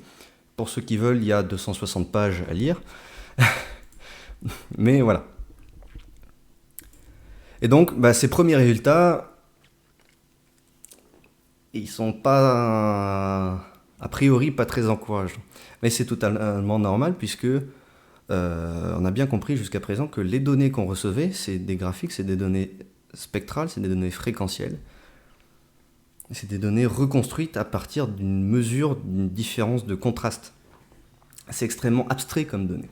C'est pas, on prend une image, oh tiens, ça ressemble à ça. Donc c'est extrêmement abstrait, et pour reconstruire quelque chose de concret à partir de ça, les possibilités sont multiples. Alors comment choisir la bonne possibilité? Vous voyez, tous ces groupes ont proposé différentes techniques qui donnent des résultats différents. Et ces résultats ont été comparés. On a fait des simulations derrière. Le principe, il est tout bête. On a un super instrument, qui est l'Event Horizon Telescope. On a un super instrument, mais qui nous dit qu'il fonctionne bien? Qui nous dit qu'il fonctionne bien, cet instrument? Et donc l'idée, elle est toute bête. Ok, imaginons, on sait que ce qu'on veut observer, c'est un rond lumineux. Juste un rond, un truc géométrique tout bête. Est-ce qu'à travers notre instrument, on aurait pu déterminer que c'est effectivement un rond? En fait, on calibre, tout simplement. Pareil avec, par exemple, 2 points. Comme tout à l'heure, vous savez, j'ai parlé que l'interférométrie, ça a permis de se rendre compte que ce qu'on pensait être une seule étoile, en fait, c'en était 2. Prenons 2 étoiles, 2 points lumineux, juste 2 points, hein, rien autour, vraiment un truc géométrique, un truc théorique. On prend 2 points. Est-ce que si ces 2 points vus à travers notre instrument, on aurait été capable de déterminer, oui, ok, c'est bien 2 points? C'est cette démarche-là qu'on a fait pour sélectionner les différentes méthodes de reconstruction. Et vous voyez, par exemple, on prend un cercle. On prend un cercle avec juste une bosse un petit peu plus lumineuse. On prend un disque, tout bête. On prend un ovale. On prend juste un point. On prend 2 points. Et même prendre une simulation, une vraie simulation informatique du disque d'accrétion d'un trou noir. GRMHD, ça veut dire General Relativistic Magnéto-hydrodynamique. Donc c'est de la dynamique des fluides, dynamique des plasmas en relativité générale. Donc c'est la simulation informatique de ce qui se passe réellement autour d'un trou noir. La deuxième ligne, juste pour parenthèse, c'est justement pour pallier au problème de la variabilité de Sagittarius A étoile.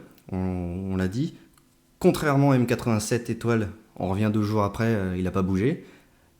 Sagittarius A étoile, en quelques heures, il a bougé, il a changé. Donc on fait une moyenne. Vous savez, quand une photo longue exposition, ou des gens qui passent dans la rue, ça fait des traits tout flous, ou ces photos d'autoroute, où on voit des grands traits rouges des phares des voitures. Voilà, c'est exactement ça qui se passe sur la deuxième ligne. Et donc ils se sont demandé, avec ces objets théoriques, est-ce qu'à travers ça, on aurait pu bien les distinguer à travers notre Event Horizon Telescope? Et surtout, comment? L'idée, c'est de caractériser ça de manière précise.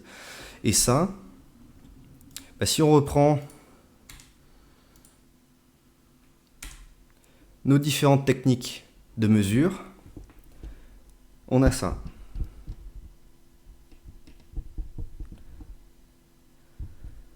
Et cette caractérisation, la manière de quantifier ces différentes techniques de mesure, ça va permettre de sélectionner quelle technique, quel algorithme de reconstruction de l'image est meilleur que l'autre. Par exemple, vous prenez la deuxième ligne de chaque truc. Si on lit à côté, c'est diffmap. Donc c'est le nom de leur algorithme. Pour un objet rond, bon, on a bien un objet rond. Et puis, surtout en bas de l'image, bon, on a toujours plus ou moins un objet rond, mais c'est toujours plus ou moins flou, hein. On n'arrive pas très bien à différencier si c'est un anneau, si c'est un disque, si c'est un point. Donc, j'imagine qu'ils ont dû se dire, bah, cette technique, on ne va pas la privilégier. Cet algorithme de reconstruction, on ne va pas le privilégier. Et ils ont fait ça, voilà, pour tous les algorithmes, pour corriger, etc. Et donc, ils sont parvenus, on voit le bout du tunnel, on arrive à une méthode de reconstruction d'image à partir des données brutes qui est plutôt satisfaisante. Mais ça ne fera jamais une seule image. Surtout en sachant que le trou noir varie très rapidement. Et donc, pour pallier à ça, une fois que toutes les statistiques sont considérées, toutes les méthodes statistiques sont étudiées, etc., que tout est bien pensé et qu'on arrive vraiment au bout du bout et qu'on ne sait plus quoi faire, on fait la moyenne, tout simplement. On va le voir directement sur ces animations. On prend l'exemple avec une photo réelle qu'on pourrait prendre nous sur Terre, une photo d'un paysage. À droite, ça serait l'équivalent d'M87 étoiles, un paysage qui ne change pas beaucoup. Et à gauche, un paysage très changeant. Donc on obtient toutes ces images finales après ce très long processus et on fait une petite statistique. Voilà. En moyenne, c'est plus probable d'avoir une image avec un ciel dégagé. Mais la average 4, c'est les images où tout est couvert, celles-là, elles apparaissent beaucoup moins. Leur probabilité est beaucoup plus faible. Et on fait ce traitement, cet ultime traitement statistique à la toute fin. Et voilà toutes les images qui ont été obtenues pour les deux trous noirs.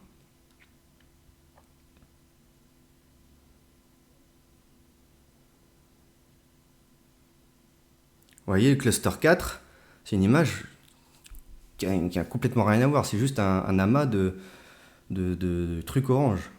Donc heureusement qu'on n'a pas eu ça. Et c'est normal qu'on n'a pas eu ça, puisque c'est très peu probable. Et en fait, une fois qu'on a fait la moyenne, le résultat final, c'est ce qui est le plus probable de ressembler à la réalité, tout simplement.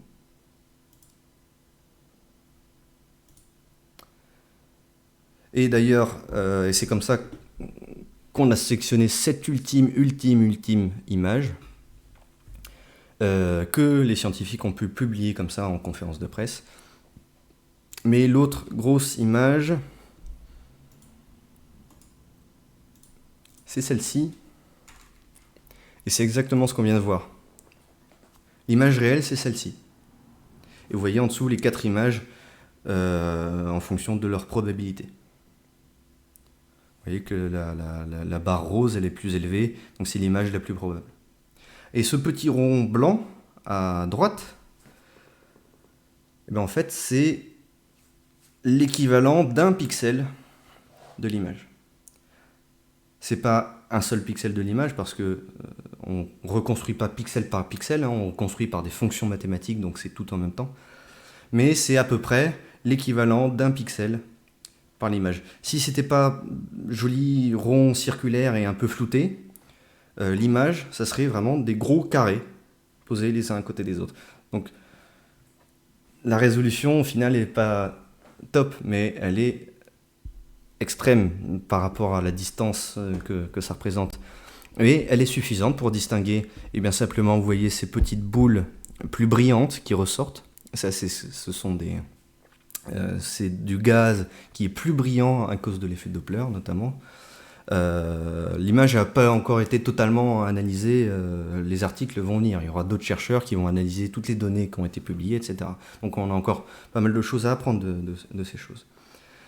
On voit bien qu'il y a une zone plus sombre où se situe le trou noir, on voit bien que c'est un disque d'accrétion. Et donc, grâce à tout ce traitement statistique qui garantit le moins d'erreurs possible, on a une image représentative de la réalité. Donc, littéralement, pour une fois, ce qu'on voit dans les médias, c'est assez vrai, c'est une image du trou noir Sagittarius A étoile. Voilà la prouesse qu'a pu réaliser le HT ces 10 dernières années. On rappelle, ça a été conçu en 2009. Alors, pour terminer, je vais répondre à quelques questions. Donc si au cours de cette émission, je n'ai pas répondu à votre question, reposez-la, c'est le moment. Alors qu'est-ce que cette image du coup nous apprend? Alors on nous apprend que déjà c'est bien un trou noir. On nous apprend que c'est bien un trou noir. On le pensait, on en était quasiment certain que c'était un trou noir, mais on ne savait pas ce qu'il y avait en ce centre de cette région très active dans le domaine radio. Mais c'est bien un trou noir. Première découverte. Deuxième découverte, ce trou noir, on est un petit peu face à son dessus. Hein, il tourne à peu près comme ça. Première découverte. Enfin, deuxième découverte. Et puis, on a parlé de l'énorme traitement statistique qu'il a fallu pour reproduire cette image. Mais en parallèle aussi, on a vite fait évoquer les simulations, on a fait tourner des millions de simulations numériques d'un disque d'accrétion de trous noirs, comme dans Interstellar, des simulations numériques. À quoi ça ressemblerait si on était vraiment là avec nos yeux devant? Et justement, pour comparer ces simulations, et donc comparer notre compréhension théorique à la réalité qu'on a pour la première fois devant nos yeux. Par exemple, on pourrait imaginer que vous savez que les trous noirs sont régis par la relativité générale, donc la théorie d'Einstein de la gravitation, la déformation de l'espace-temps, tout ça, c'est une mathématique extrêmement complexe. Peut-être que du coup, toutes ces formules qui nous disent exactement les trajectoires des gaz, à quoi devrait ressembler un trou noir en théorie, peut-être que c'est faux et que cette image nous dirait non, ça colle pas à nos calculs. Eh ben si. Ça colle très précisément à nos calculs. Même une image un petit peu floue comme celle-là, elle correspond extrêmement bien aux millions de simulations qui ont été lancées rien que par l'Event Horizon Telescope. Il y en a d'autres, depuis des années, on fait des simulations de trous noirs. Mais là, rien que pour ça, on a fait des millions de simulations exprès pour comparer à cette image. Et le résultat, il est sans détour. La relativité générale d'Einstein, elle est encore plus vraie, encore plus vérifiée que jamais. Et ça pose un énorme problème parce que, évidemment, on ne sait pas ce qu'il y a à l'intérieur des trous noirs. Mais on ne sait pas non plus ce qui se passe à l'autre bout de la galaxie, on ne sait pas ce qui se passe avec l'expansion de l'univers. La matière noire, on ne sait pas ce que c'est, l'énergie noire, on ne sait pas ce que c'est, il y a encore plein de problèmes que n'explique pas la relativité générale. Et donc, si on veut un jour commencer à résoudre ces problèmes, à trouver des réponses à ces questions, eh bien, il faudra un jour commencer à dépasser la théorie d'Einstein. Sauf que si on veut dépasser une théorie, si on veut modifier une théorie, il faut faire attention que tout ce qui a été vérifié jusqu'à présent, ça reste vrai. Et ça, c'est difficile. Si vous êtes en 1920, Einstein vient de publier sa théorie, eh ben, on ne sait pas trop si elle est vraie ou pas, la théorie d'Einstein, à cette époque-là. On a quelques vérifications, mais globalement, on ne sait pas trop. Donc c'est facile de dire, ça pourrait être telle autre hypothèse aussi, tel autre modèle, telle autre formule, pourquoi pas, tant qu'on n'a pas vérifié. Et là, ça fait un siècle qu'on vérifie en boucle. On a découvert les ondes gravitationnelles. Il n'y a pas longtemps, on a fait la mesure de la différence de l'écoulement du temps sur 1 mm, à cause de la différence de gravité de la Terre. Et puis là, on a 2 images de trous noirs qui collent encore plus parfaitement. C'est des preuves absolument incroyables. Et donc, ça ne fait que rendre d'autant plus difficile l'exercice de dépasser la théorie d'Einstein. Et donc, c'est terrible parce que c'est une merveilleuse nouvelle, parce que parce que ça prouve la théorie avec une précision extraordinaire, mais d'un autre côté, ça renforce aussi cette théorie qu'on aimerait bien modifier, compléter, dépasser. Alors, vos questions. Pour terminer cette émission, est-ce qu'il est probable que d'autres trous noirs existent dans notre galaxie? Alors, c'est pas probable, c'est vrai. Simplement, ici, on parle de trous noirs supermassifs. Celui-ci fait 4 millions de fois la masse du Soleil. Mais il y a deux types de trous noirs. Il y a deux grandes familles de trous noirs. Il y en a des tout petits et des très gros. Entre les deux, on n'a pas trouvé pour l'instant. Mais soit des tout petits, ce qu'on appelle les trous noirs stellaires, entre 9 fois la masse du Soleil et quelques dizaines de fois, et les supermassifs qui sont supermassifs, 4 millions des milliards, le plus gros fait 40 milliards de fois la masse du Soleil, c'est un monstre absolument colossal. Les tout petits, ça va parce que on sait comment ils se forment, c'est l'effondrement d'une étoile massive, c'est la mort d'une étoile massive, une très grosse étoile, 9 fois la masse du Soleil, 10 fois la masse du Soleil, et au moment de mourir, elle s'effondre sur elle-même et ça devient un trou noir. Et ça, il y en a plein dans la galaxie. Donc ça, c'est pas un problème. On en a découvert pas mal. Il y en a beaucoup. Par contre, les supermassifs, ça, on pense qu'il y en a un par galaxie.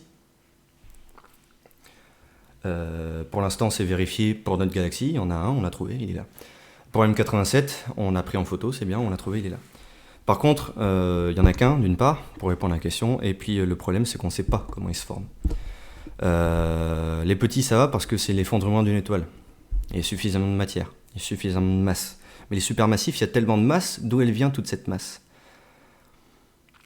Et il faut savoir que les trous noirs, ils ont un maximum, ils ont une vitesse maximum de grossissement. C'est-à-dire, ils ne peuvent pas absorber tout d'un coup. Vous lui donnez vous le gavez d'étoiles, vous le gavez de matière d'un coup, il va grossir d'un coup. Ça, c'est pas possible. Il y a une vitesse d'accroissement maximum pour les trous noirs. Et même à cette vitesse d'accroissement maximum, ce qu'on appelle la limite d'Eddington, et ben depuis le début de l'univers, ils n'auraient pas eu le temps de devenir aussi gros. Donc comment ils se sont formés? Pour l'instant, on ne sait pas. Évidemment, il y a des hypothèses. Ça serait des trous noirs intermédiaires, un petit peu moins massifs, qui auraient fusionné, etc. Mais voilà, on ne sait pas.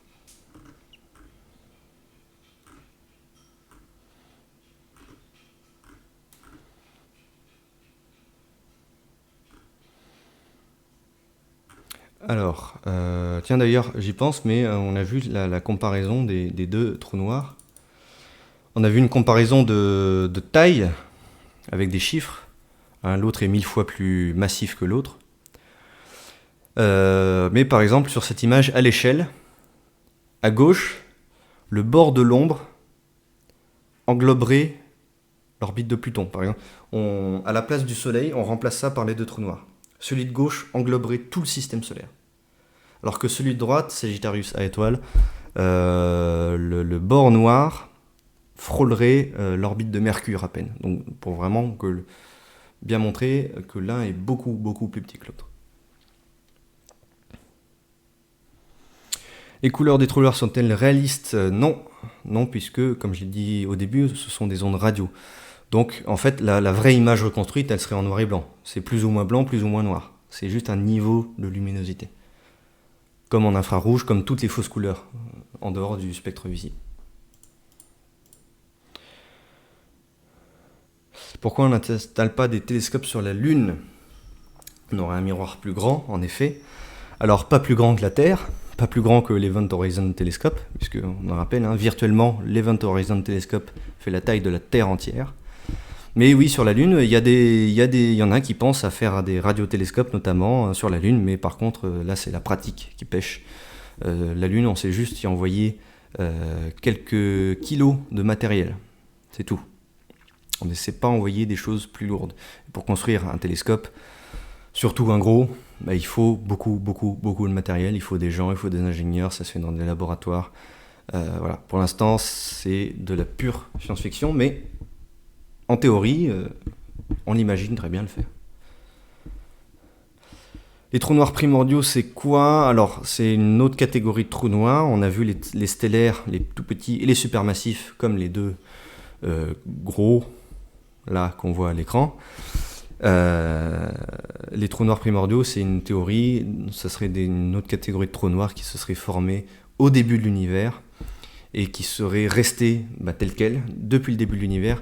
Et c'est une théorie notamment pour expliquer la matière noire, mais ça reste hypothétique.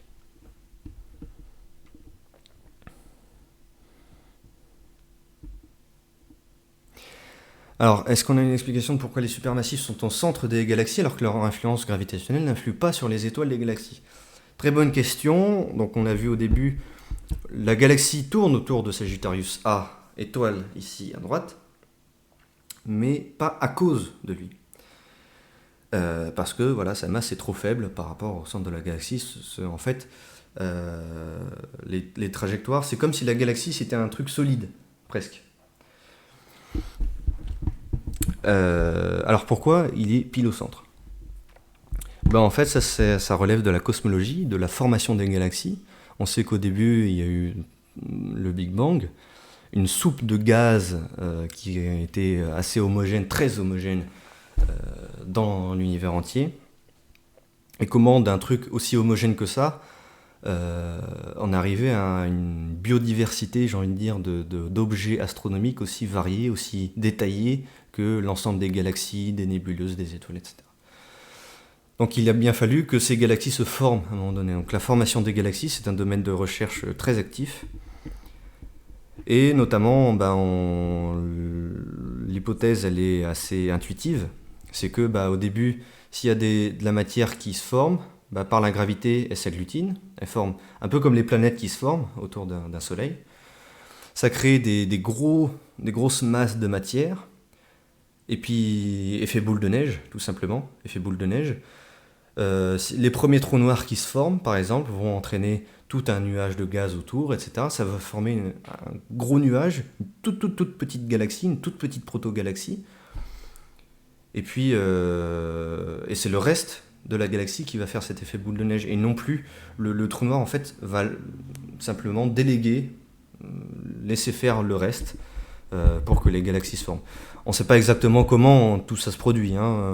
Ça reste, comme j'ai dit, une grosse problématique de cosmologie, auquel va pouvoir répondre, on espère, le JWST, justement, en observant ces galaxies très lointaines, comme l'a fait Hubble en son temps, et le fait toujours aujourd'hui. Mais voilà. Donc les trous noirs supermassifs, en l'occurrence, on pense ils doivent certainement jouer un rôle initial dans cette formation, comme un starter de voiture pour faire démarrer la machine. Voilà, n'hésitez pas à reposer vos questions si j'en ai oublié.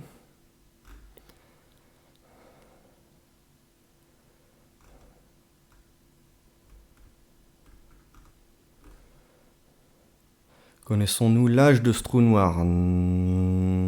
Alors, à ma connaissance, non. Ça serait quelque chose à vérifier s'il y a eu des estimations de l'âge de ce trou noir. Alors, comment on estime l'âge d'un trou noir? C'est en lien avec ce que j'ai dit tout à l'heure. C'est qu'un trou noir, il naît quand la matière devient suffisamment dense. Et il grossit en avalant de plus en plus de matière.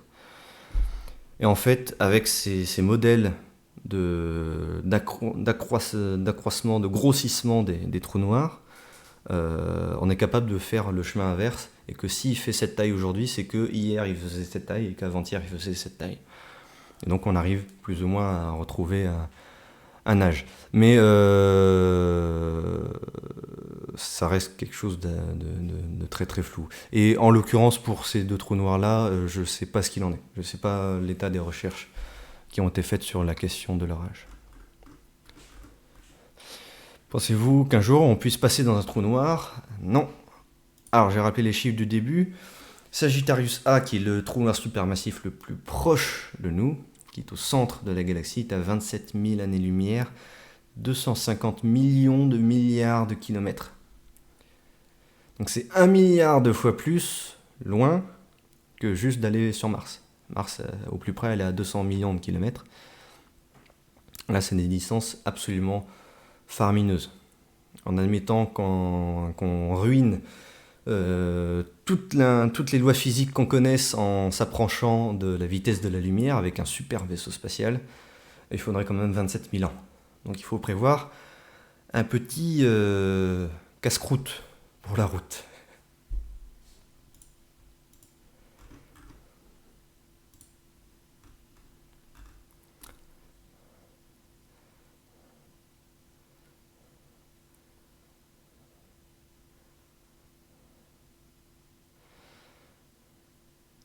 Les étoiles à neutrons supermassifs ont-ils les mêmes propriétés que les trous noirs? Alors les étoiles à neutrons, c'est pas supermassif. Les étoiles à neutrons, c'est un autre type d'objet compact qui est très intéressant pour étudier justement aussi la relativité générale, qui déforme l'espace-temps aussi, mais ça n'a rien à voir. Peut-on évoquer la température d'un trou noir? Peut-on l'estimer? Est-ce que c'est une question farfelue? Alors pas vraiment, c'est pas vraiment une question farfelue. La température du trou noir en elle-même, c'est un peu compliqué. Par contre, tout ce qu'il y a autour... Alors le trou noir, faut savoir qu'il y a quelques propriétés seulement. Évidemment, il n'y a pas de surface au trou noir, il ne va pas y avoir des montagnes dessus ou des jolies rivières. Donc le trou noir, on peut en tirer seulement quelques propriétés.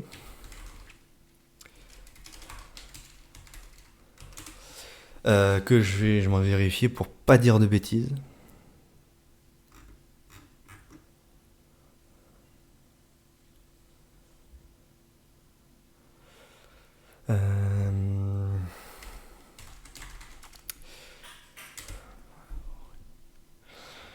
On peut, voilà, mesurer, enfin, caractériser les trous noirs par leur charge électrique, évidemment leur masse. Hein, leur masse, ils pèsent, vous les posez sur une balance, c'est un beau bébé. Leur masse, le fait que s'ils tournent ou pas, parce que s'ils tournent sur eux-mêmes, c'est pas comme une planète Terre ou quelque chose qui tourne sur elle-même où ça ne fait aucun changement. Quand il va tourner sur lui-même, il va entraîner l'espace-temps avec lui, et donc ça va changer les trajectoires autour de lui, de la matière, etc. Et sa charge électrique. Voilà, on peut rien caractériser on peut pas caractériser autrement les trous noirs entre eux. Donc la température n'en fait pas trop partie parce que ça ne veut pas grand chose, ça ne veut pas dire grand chose, ça ne veut pas dire grand chose d'avoir la température d'un truc tout noir qui absorbe toute la matière. Voilà, il y a rien, c'est vide un trou noir. Enfin, c'est pas très sympa un trou noir, ça se laisse pas mesurer comme ça. Par contre, la température de tout ce qui est autour, ça oui, ça on peut tout à fait le mesurer. En l'occurrence, alors je l'ai dit au tout début, l'astronomie radio ne permet pas, ces images ne permettent pas vraiment, enfin si un petit peu, mais ça n'est pas représentatif, voilà, plutôt, ça n'est pas représentatif de la température.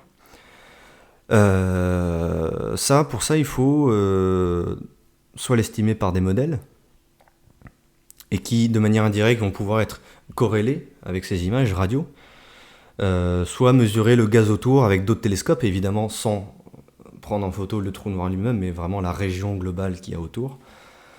Et là aussi, faire correspondre les modèles, mais c'est surtout les modèles théoriques. Et notamment ce disque d'accrétion, le gaz qu'on voit, qui est littéralement ce qu'on a pris en image, lui, il est à 10 millions de degrés. C'est chaud, ça émet beaucoup en rayons X, c'est pour ça que les trous noirs sont de très très bonnes cibles pour l'astronomie en rayons X, pour l'astronomie gamma, l'astronomie des hautes énergies, parce que c'est du gaz vraiment très chaud. Et par exemple, vous savez que les étoiles, leur couleur, elle est directement liée à la température, c'est le rayonnement de corps noir. En fait, une étoile rouge, c'est l'inverse des robinets. Les rouges sont plus froides que les étoiles bleues. Et si les objets sont encore plus froids, ils rayonnent encore plus lointain dans l'infrarouge, derrière le rouge. C'est nous. Avec une caméra infrarouge, on nous voit, on brille. Voilà. On est suffisamment froid pour rayonner dans l'infrarouge. Si vous prenez n'importe quel objet et vous le chauffez à quelques milliers de degrés, comme le fer par exemple, chez les forgerons, il va se mettre à briller en rouge. Bah, les trous noirs, la plupart, en tout cas, il y a quelques subtilités. Et il y en a des mieux placés que moi pour connaître tout ça. Mais si vous regardez un trou noir avec l'œil, il est tellement chaud qu'il émet, évidemment, son disque d'accrétion émet dans les rayons X. Mais du coup, il déborde sur la longueur visible. Donc en fait, cette image, si on était là avec nos yeux, on verrait plutôt tout dans les tons bleu-violet. Donc il faut s'imaginer un petit peu ça comme ça. Donc voilà, la température de l'environnement du trou noir.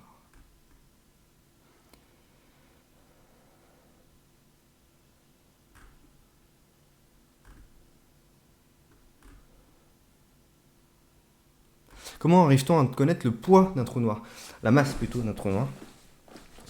Très bonne question là aussi, et ça c'est exactement de la même manière qu'on arrive à déterminer la masse des planètes, même sans y avoir jamais posé les pieds.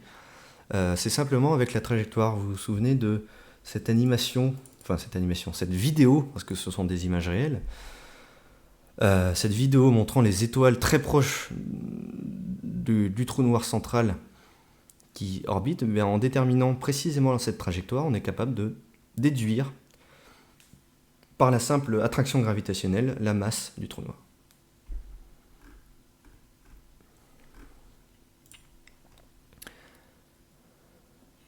Ce type de trous noirs sont-ils concernés par le rayonnement de Hawking? Tous les trous noirs sont concernés par le rayonnement de Hawking. Et c'est pour ça que justement, si des tout petits trous noirs, par exemple de la taille d'une main, des trous noirs vraiment minuscules, ils s'évaporaient presque instantanément. Plus le trou noir est gros, plus il s'évapore lentement. Mais tous les trous noirs sont concernés par le rayonnement de Hawking, parce que le rayonnement de Hawking est basé sur les particules virtuelles. Et les particules virtuelles, elles baignent tout l'espace. Est-ce qu'ils tournent toujours dans le même sens? Non, comme les planètes. Ça tourne parce que ça tourne. Tout simplement. Et justement, cette image nous a appris qu'il tournait un peu face à nous. Là où M87 tournait un petit peu plus dans ce sens-là. De profil, alors que Sagittarius est un petit peu plus vu de dessus.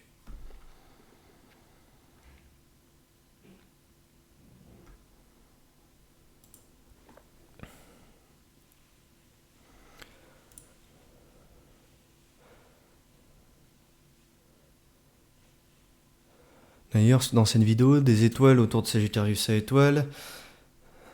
C'est quoi les sortes d'ondes sur la gauche? Ah oui, c'est des artefacts. Parce qu'en fait, cette vidéo, je dis c'est des images réelles, mais là aussi, je crois que c'est le VLT qui a obtenu ces images successives donc pour faire une vidéo. C'est le VLT, c'est fait par interférométrie aussi. Hein. Là, vous vous souvenez du zoom de l'animation du début, on est déjà à un niveau de zoom très très avancé ici. Donc là, c'est également obtenu par interférométrie. Pas de la longue base, mais c'est également obtenu par interférométrie. Donc oui, je pense que les petites vagues à gauche, ce sont simplement des artefacts dus à la reconstruction de l'image à cause des algorithmes.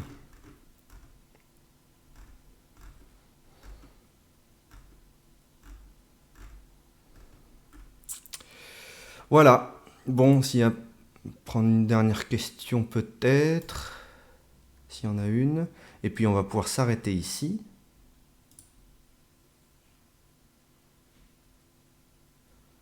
Alors je vais vous lire les dernières informations que j'avais notées, pourquoi pas. On a vu que Sagittarius à étoile, on a dit qu'il variait très rapidement. Ça variait entre 4 et 30 minutes. Hein, c'est-à-dire que, voilà.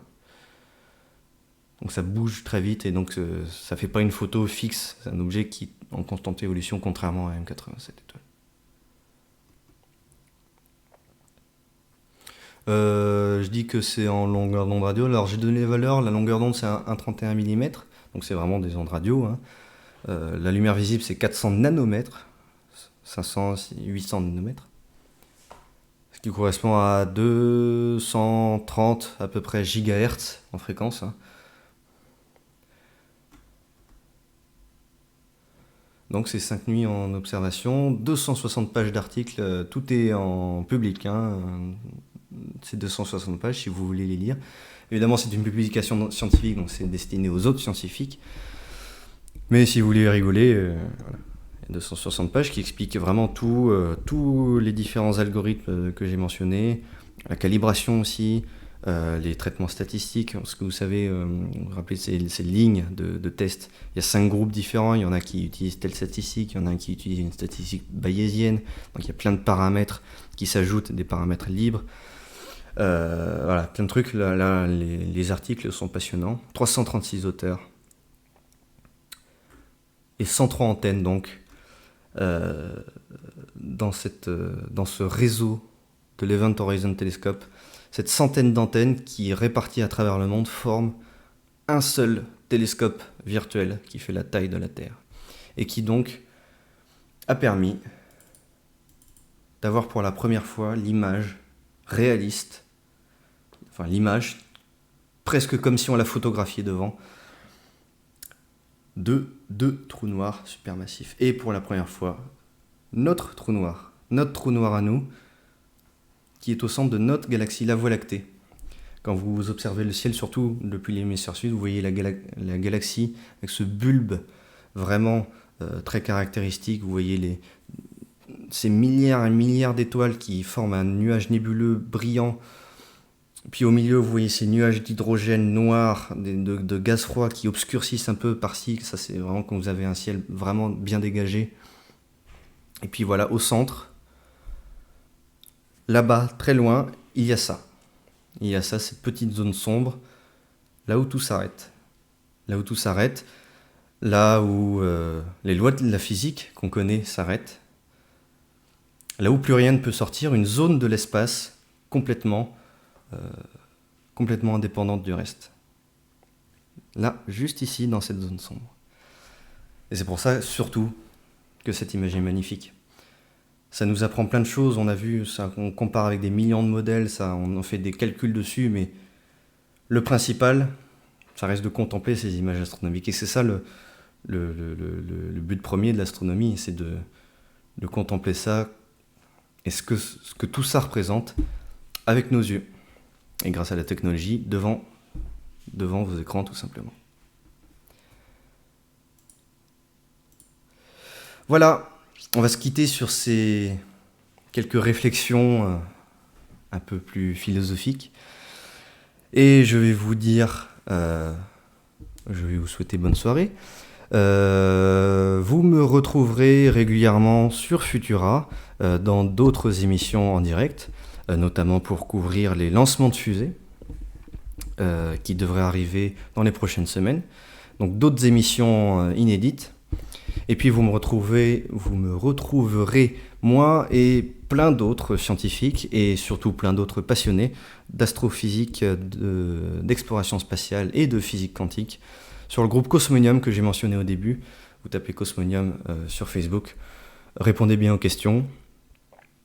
Et puis voilà, pour en savoir toujours plus chaque jour sur l'astronomie. Bonne soirée à vous, merci d'avoir suivi cette émission de Futura. Et puis on se dit à très vite, restez connectés, restez curieux. Salut!